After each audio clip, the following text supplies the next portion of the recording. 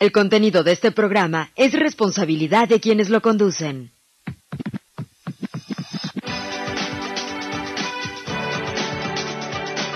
Mentalízate. Un espacio radiofónico hecho para orientarte con la mejor información en materia de salud mental.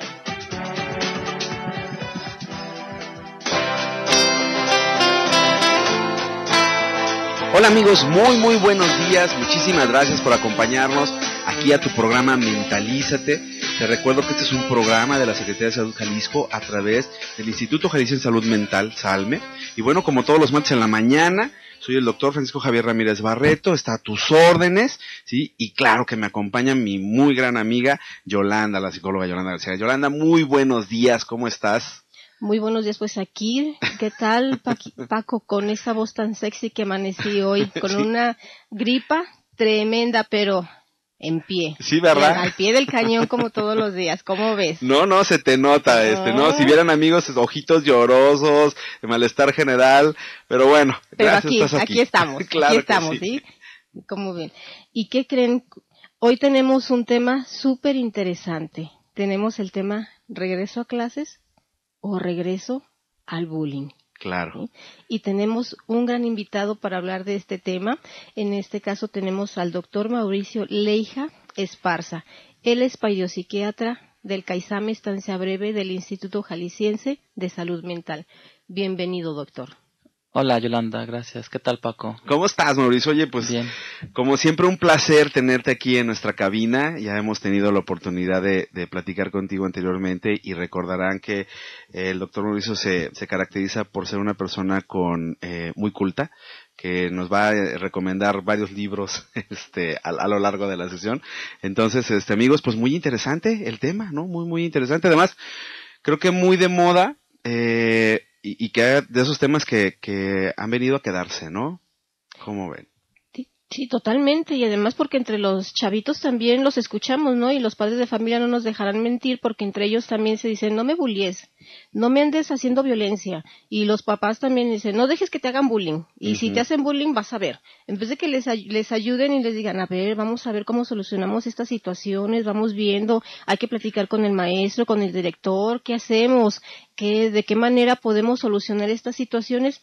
Nosotros como padres de familia, al contrario, y el doctor no me va a dejar mentir que más que decirles cómo solucionar la situación, nosotros como padres de familia también ejercemos violencia ante ellos, ¿no? Claro. Entonces, claro. Para eso estamos aquí, para eso está con nosotros aquí el doctor, para ampliarnos este tema, para decirnos de qué se trata el bullying, cómo es que es esta parte de que hacia dónde tenemos que ir, qué es lo que podemos hacer, cómo prevenirlo, qué es lo que podemos hacer los maestros, qué es lo que pueden hacer los papás, qué es lo que podemos hacer los observadores, ¿no? Que es una parte muy importante en toda esta situación. Así es. Y bueno, amigos, les recuerdo los teléfonos en cabina 3880-2181 y 3813-1355. Por favor, márquenos y díganos todas sus dudas, que aquí el doctor estará también para contestarlas. Y bueno, Mauricio, pues entrados en el tema, ¿qué es el bullying? Vamos a partir de ahí. Sí, mira, Paco, el bullying es acoso o intimidación que se da entre compañeros, generalmente en el ámbito escolar. Generalmente.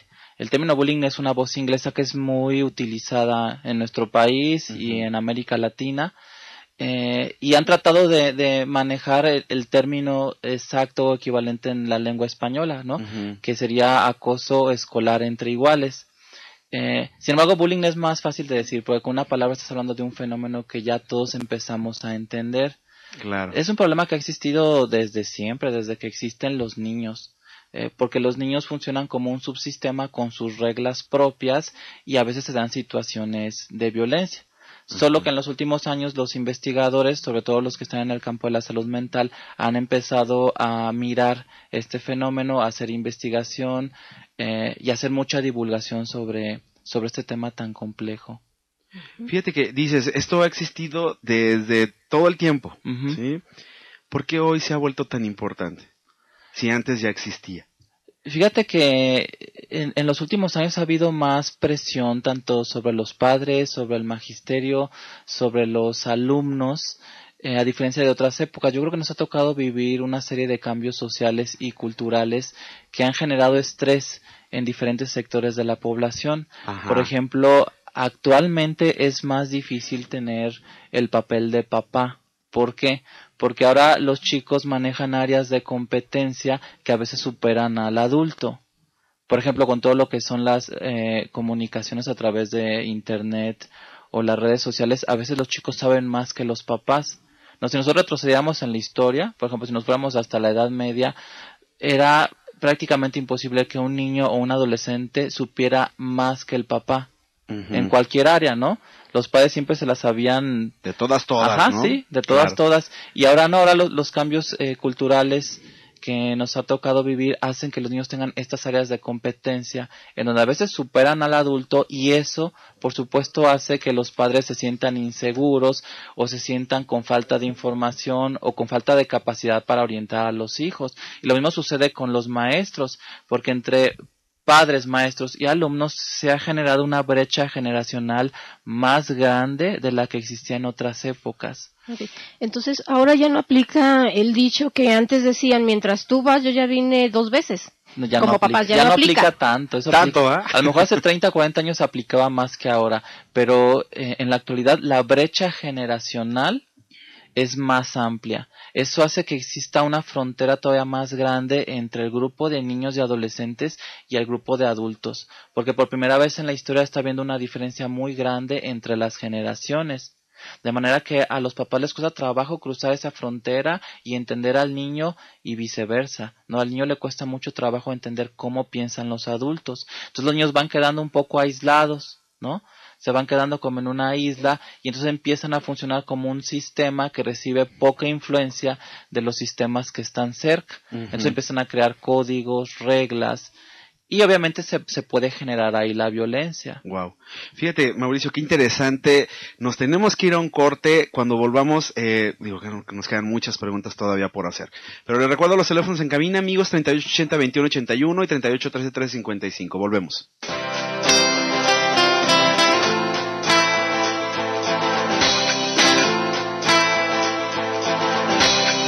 Pues bien, amigos, volvemos a tu programa Mentalízate. Te recuerdo que este es un programa de la Secretaría de Salud Jalisco a través del Instituto Jalisciense de Salud Mental.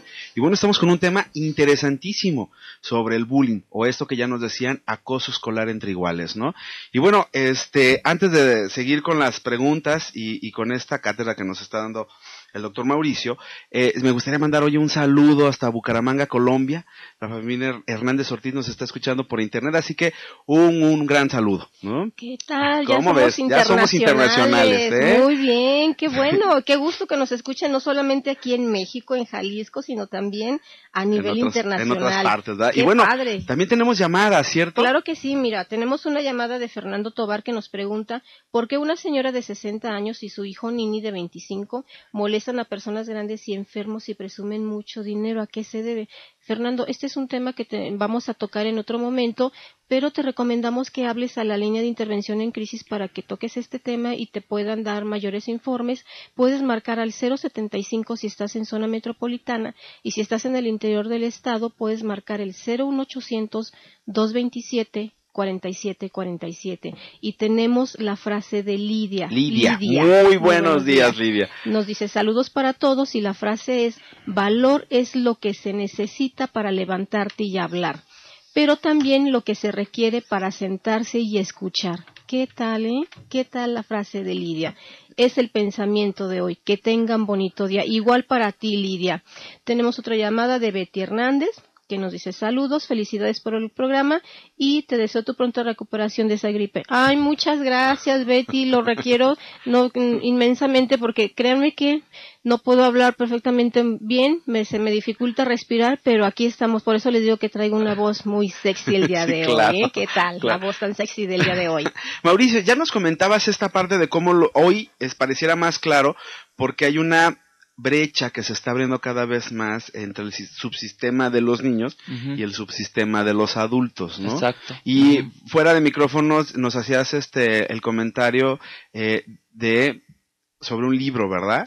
Sí, de un escritor, premio Nobel, William Golding, que en la década del 50 publica su novela El Señor de las Moscas. Así es. Es una novela que les recomiendo. Es muy interesante los diálogos que tienen los niños en la isla, y también ha sido llevado al cine. También existen 2 películas sobre El Señor de las Moscas, y aquí, aunque es literatura, es fantasía, pero el autor ensaya, ¿no?, sobre las posibilidades que se dan cuando los niños se van quedando aislados. Entonces, esta brecha generacional va aislando a los niños, y entonces esta metáfora de la isla de los niños nos permite entender el fenómeno. La historia comienza con un naufragio en donde un grupo de niños llegan a una isla y en donde ya no hay adultos, hay solamente niños, están completamente aislados por el mar, ¿no? Y entonces empiezan ya a funcionar como un sistema independiente, ya no un subsistema que depende de un sistema, sino como un sistema con sus propias reglas. Entonces los niños llegan a la isla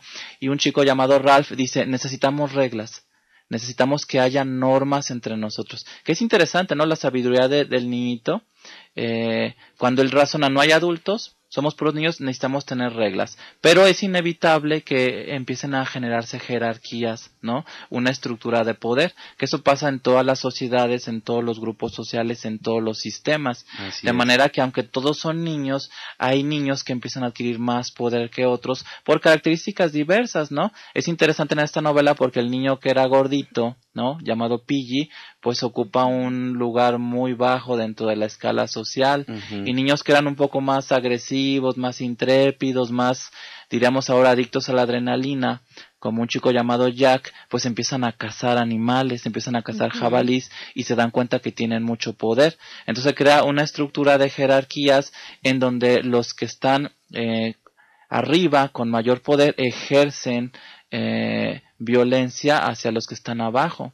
Entonces, ese fenómeno que describe William Golding en esta novela nos ayuda a entender lo que está pasando con el bullying, ¿no? Los padres y maestros ahora estamos más lejos del grupo de niños, y entonces entre ellos se van creando jerarquías en donde el que está arriba tiene el poder y la posibilidad de maltratar, acosar o intimidar al que está abajo. A veces, aunque haya diferencias mínimas, ¿no? A veces la diferencia entre el hecho de que un niño sea gordito y un niño sea muy inquieto o muy impulsivo ya va generando una estructura de poder en donde uno es agresor y el otro es víctima. Claro. ¿Qué tan cierto hay esta parte de que muchos chicos o mucha gente menciona de que lo que viven en casa lo replican en la escuela? Es una gran realidad, porque la violencia es una conducta aprendida, ¿no? Cuando los chicos crecen en un hogar en donde mamá y papá resuelven sus problemas de manera violenta, eso es lo que ellos aprenden. Ellos pasan muchas horas viendo cómo los padres resuelven sus problemas y eso lo aplican.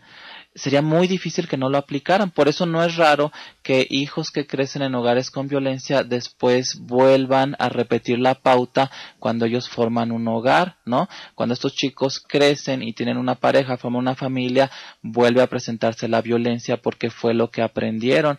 Y ahora es más común eso porque ahora los chicos pasan más tiempo en el hogar, ¿no? Cada vez se ha ido retrasando más la edad en que los chicos salen de la casa. Antes iban en edades más tempranas, ahora a veces se van hasta los 30, 35 años, ¿no? Sí, en sus 30. Sí, algunos ¿no? autores dicen que ahora los chicos de ahora se disponen a envejecer en el hogar. Entonces todavía tienen más tiempo.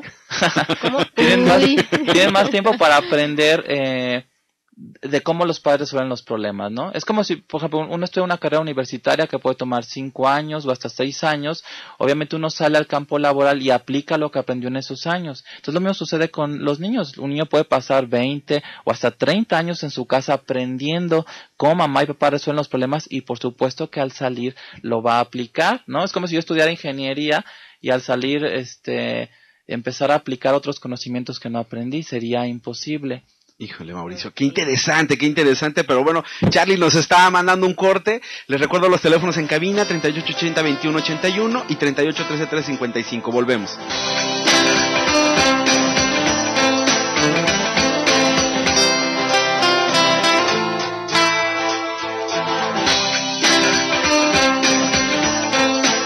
Pues bien, amigos, volvemos a tu programa Mentalízate. La verdad es que tenemos un programa interesantísimo y más también, al parecer, fuera de micrófonos, ¿no? Porque estamos hablando de algo, híjole, que nos dejó anonadados. Y bueno, planteémoslo aquí.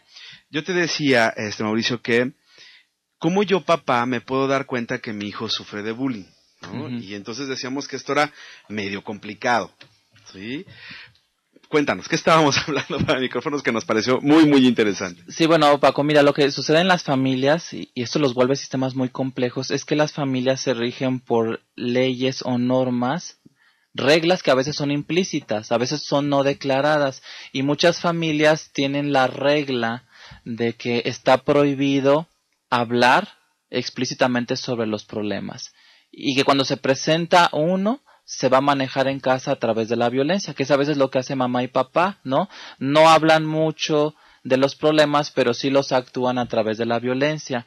Entonces el chico ve eso, ¿no? Lo acepta, lo cree, y cuando él viene con un problema de la escuela, él sabe que no lo puede hablar, que no lo puede declarar, no lo puede hacer explícito porque está rompiendo una norma de la familia, prohibido hablar sobre los problemas, y el niño no lo puede tampoco expresar de algún otro modo no verbal, porque si lo expresa, entonces eso va a generar también violencia en casa, ¿no? Si los papás se enteran de que el niño está siendo víctima de bullying, pudiera ser que el papá agreda al niño a ver si así aprende a defenderse.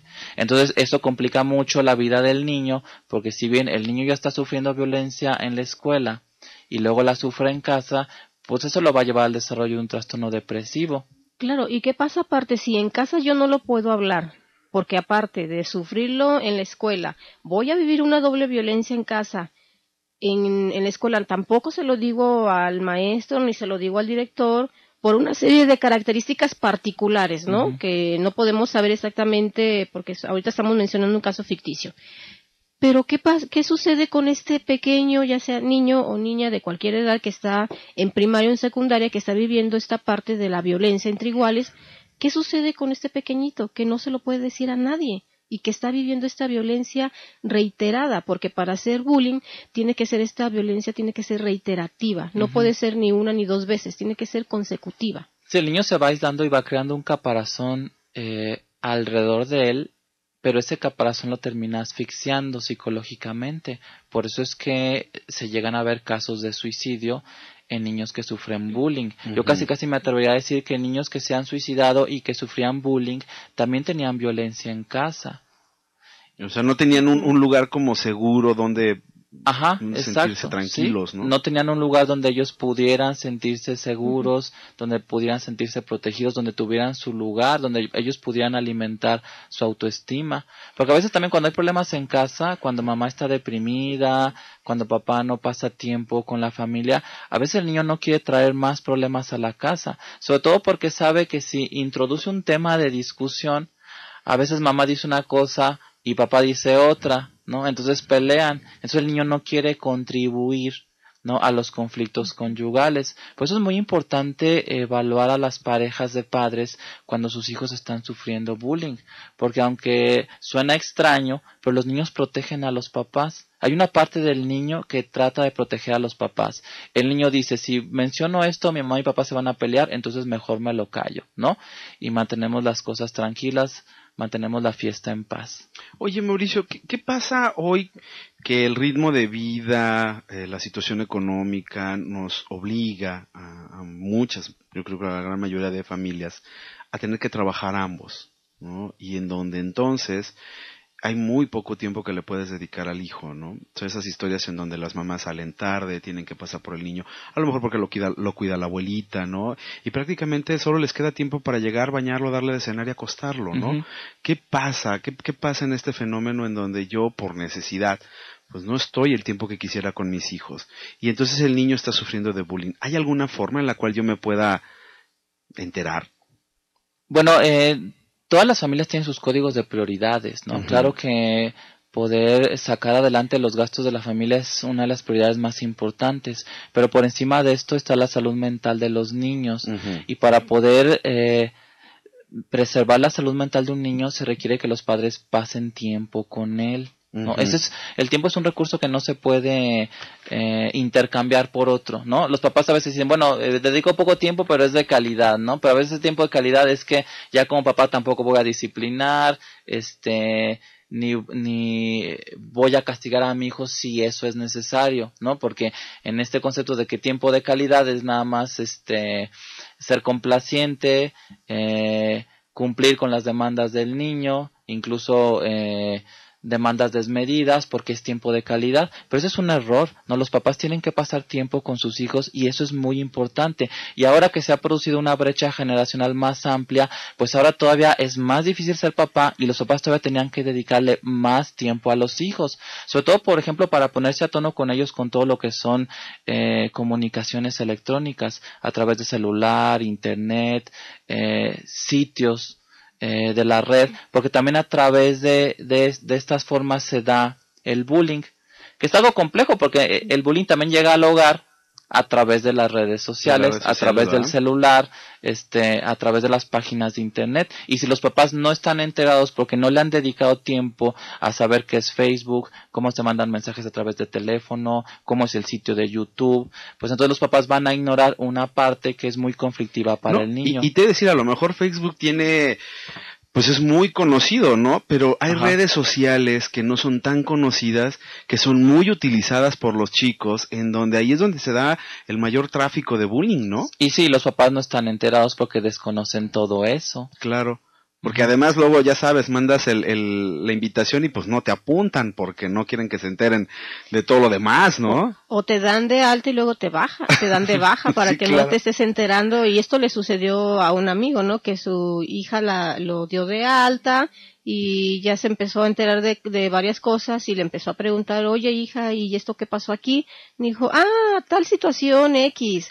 Y al siguiente día, pácatelas que lo dé de baja. Le dijo, oye, ¿por qué me diste de baja?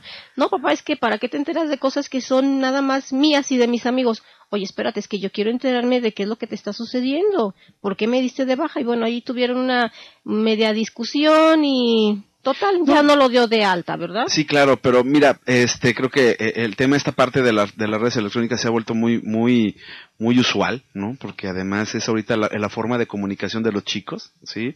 Pero bueno, nos están mandando de nuevo a corte. Les recuerdo los teléfonos en cabina 3880-2181 y 3813-355. Volvemos.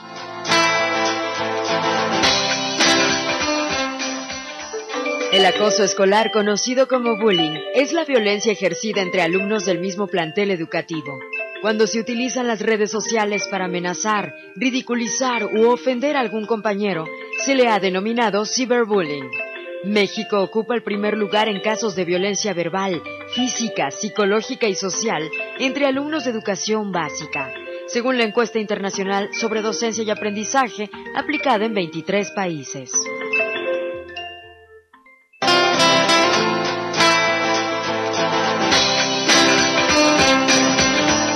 Pues bien, amigos, estamos de nuevo en tu programa Mentalízate. De veras que un programa interesantísimo, ¿no lo crees así, Yolanda? Totalmente. Y cuántas cosas tenemos que saber, ¿no? No solamente los que ya estamos en esta área, sino los padres de familia sobre todo. Y que tenemos que estar enterados de qué hacer, cómo detectarlo y a dónde acudir también para la atención de nuestros hijos y sobre todo para la orientación de nosotros como padres. Claro. Porque no le podemos dejar todo a los maestros. Porque eso de que los dejamos en la escuela y ahí edúquenlos, díganles qué hacer, qué no hacer, cómo hacer las cosas, cómo defenderse, desde el cómo vestirse. No, o sea, la escuela es educativo en otro nivel. Así es. Y las situaciones de cuestiones, ¿qué te diré? ¿En qué sentido? De la casa, de la casa, pues reglas, ya lo decías, Mauricio, ¿no? Esas las tenemos que dar nosotros como adultos, como padres, ¿no? Eso lo tenemos que hacer nosotros. Sí, porque a veces tiende a culpar mucho al maestro, pero muchos maestros la tienen muy difícil porque a veces manejan grupos muy numerosos y viven experiencias que nosotros no hemos vivido, ¿no? Traten de imaginarse lo que es tener un grupo de 50 niños, pues es increíblemente difícil controlarlos, sí, no se diga educarlos. Sí. Totalmente, ¿no? Y que aparte le decimos, es que usted me lo tiene que educar en los valores. Permítanme, pero los valores van desde los 0 meses hasta los 7 o 8 años, que es cuando se les inculcan los valores. Y ya después de los 7 o 8 años, sí, se les siguen inculcando valores, pero ya de repente es difícil porque el niño ya tiene su propia iniciativa, empiezan con sus propios criterios, y es cuando empieza el estira y el afloje entre papá e hijos. ¿O no, doctor? Sí, exacto. Y bueno, es muy importante esto que estamos platicando sobre el tiempo, ¿no? Me recuerda un diálogo que tuve con un papá, porque él le dedicaba muy poco tiempo a los niños, ¿no? Y los niños tenían problemas de conducta. Entonces yo le dije al papá, mire, ser padre es más difícil que aprender a tocar el piano. Y es como si usted quisiera tocar un concierto de Chopin o de Franz Liszt y nada más sentarse 5 minutos al día en el piano. Por supuesto que no lo va a lograr, ¿no? Si uno quiere obtener un logro en la ejecución del piano, tiene que dedicarle muchas horas al instrumento. Entonces lo mismo sucede con el éxito en el papel de ser papá. El grado de tiempo que yo le invierta o el esfuerzo que yo ponga en mi papel de papá, eso se va a ver reflejado en el desarrollo de los niños. Si yo como mamá o como papá le estoy dedicando al niño 5 minutos al día, pues entonces no puedo esperar que ese niño tenga un desarrollo óptimo. Ese niño va a crecer con déficits y lo va a poner en una situación complicada frente al acoso escolar. Claro. Esto me recuerda a unas llamadas que tenemos. Una es de Graciela Cordero, en este tenor que nos comenta Mauricio, que dice: tienen toda la razón. Cuando era niña y si me peleaba y yo ganaba, mi mamá me pegaba muy fuerte y me regañaba. Y por eso yo crecí muy tímida. Ahora con mis hijos rompí ese esquema para que mis hijos no crezcan como yo lo hice. Muchas felicidades, Graciela. No es fácil. No es fácil reconocer esto que te sucedía y mucho menos cambiar el esquema. Mucho menos saber decir, yo no quiero esto para mis hijos, ¿sí? Eso es una parte difícil. Y la señora Carmen Teresa nos comenta: no creo que se ignoren los temas relacionados con el bullying, sino creo que en las escuelas ya no quieren poner a prefectos para evitar el bullying. Esta parte se refiere a que ya no quieren poner a personas que estén atentos en la hora del recreo para evitar que los mismos chicos estén generando bullying, estén generando violencia entre ellos mismos. Yo no sé, ahorita con esta llamada me hizo recordar que de veras en la secundaria uno le tiene más temor al prefecto que a los maestros en sí, ¿no? Digo, no sé si a ustedes les pasaba, en mi caso particular sí. Sí, totalmente. Yo me acuerdo perfectamente en la secundaria que había un prefecto bastante alto, fornido, y era así de: escóndete del prefecto fulanito de tal, porque donde te agarre que estés haciendo algo indebido, así te va, ¿no? Claro. Entonces mejor escóndete. Claro. Oye, Mauricio, y bueno, híjole, se nos está acabando el tiempo, por desgracia, pero ya identifico, me doy cuenta, o al menos me late, y perdón que utilice esta expresión de latir, pero es muy mexicana, pero me empiezo a dar cuenta, o hay signos, síntomas que, si bien no logro identificar que mi hijo tiene bullying, pero creo que pudiera tenerlo. ¿Qué debo de hacer? Hay que buscar los canales para la comunicación, ¿no? Hay que romper esa barrera que generalmente se crea entre niños y adultos cuando se da el fenómeno bullying. Y para eso uno debe, como padre, hacerse la pregunta: bueno, ¿quién es la persona en quien más confía mi hijo? ¿No? ¿Quién es la persona a quien mi hijo acude cuando se siente en problemas? Si la respuesta no es yo como padre, entonces estamos en serias dificultades y tengo que empezar a dar pasos para acercarme a mi hijo. Esto a veces es difícil porque a veces los padres, cuando vivieron su papel como hijos, tampoco eran muy cercanos a sus propios papás, ¿no? Ellos no tienen una imagen mental de lo que es un padre o una madre cercano a los hijos y por eso les cuesta mucho trabajo hacerlo. Pero si hay el interés y hay el esfuerzo, sí se puede romper ese muro que a veces se crea entre hijos y papás, ¿no? Una vez que el hijo ve abierto ese canal de comunicación, el hijo ya se siente seguro para comunicar lo que está pasando y para poner en manos del adulto un problema que él vive como propio. Muy bien. Una vez que ya identificamos esto como padres, ¿a dónde puedo acudir? Sí, es importante acercarse a los servicios de salud mental porque aunque el bullying o el ciberbullying no se encuentra en las clasificaciones psiquiátricas, es frecuente que los niños que sufren este fenómeno padezcan síntomas de depresión o síntomas de ansiedad, ¿no? Los niños pueden estar tristes, pueden estar muy irritables, pueden bajar sus calificaciones, pueden tener cambios en su apetito, en su patrón de sueño, pueden tener terrores nocturnos. Entonces a veces se requiere un tratamiento encaminado a mejorar los síntomas tanto de ansiedad como de depresión. Si mejora la salud mental del niño, entonces el niño tiene más posibilidades de hacer frente al bullying, ¿no? Cuando un niño se siente menos, cuando un niño está triste, cuando un niño se siente en desventaja sobre el resto de los chicos, es como si trajera un letrero en la frente que dice agrédeme. Uh-huh. Y es muy importante también la evaluación familiar, por eso es recomendable que si hay acercamiento a los servicios de salud mental, que vaya toda la familia, ¿no? Porque a veces pudiera ser que el niño también es un niño al que se le culpa además en la casa, ¿no? Que es lo que se conoce como el chivo expiatorio, que es algo que investigaron mucho todos los iniciadores de la terapia familiar a partir de los años 50 para la fecha. Entonces un niño que es el chivo expiatorio en casa, al que se le culpa de manera desmedida de los problemas, también puede ser el chivo expiatorio en la escuela, ¿no? En donde traiga este mensaje en sí mismo que diga agrédeme, no puedes culparme a mí de los problemas que hay alrededor. Por eso es muy importante el trabajo con la familia y fortalecer el funcionamiento familiar. Si un niño se siente seguro en su familia, si un niño se siente seguro como hijo, se siente aceptado por sus padres, va a ser muy difícil que este niño sufra de bullying. Y si lo sufre, lo va a poder comunicar y el problema se va a resolver a nivel de los adultos. Claro. Fíjate que en algún momento tuve la oportunidad de dar una cátedra acerca del bullying, y bueno, algo muy interesante que aprendí al darla es que entre las personas que estaban ahí había personal de la Secretaría de Educación Pública, y me enteré que ellos tienen una línea de atención, o sea, uno puede acercarse a las autoridades, ¿no? de la escuela, y ellos tienen que activar un protocolo de manejo también de bullying en la escuela.